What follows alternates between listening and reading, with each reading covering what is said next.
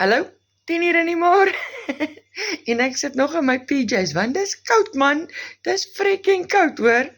Maar dis wat dit so lekker maak van digital marketing.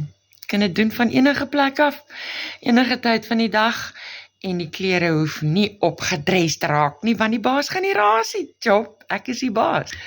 So wat verkoop ek? Wat se digital marketing doen ek? Wat verkoop ek? Ek verkoop e-learning programme. Mens kan, die programme is absoluut fantasties.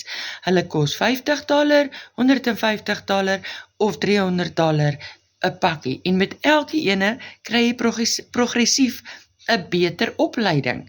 So, dis wat ek doen. En progressief 'n beter aanlyn diensprovider. So, ek kan hier sit met my koffie, 10 uur in die môre, en met julle gesels, want ek hoef niks anders as dit te doen nie.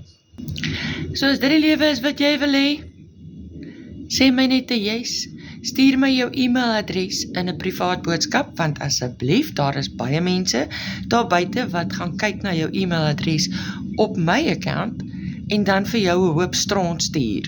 So, send my jou e-mailadres, die beste wat jy het, en ek stuur jou die inligting. So maar, nie ek nie, die sisteem, haha. Want ek drink eers my koffie klaar. Hoor?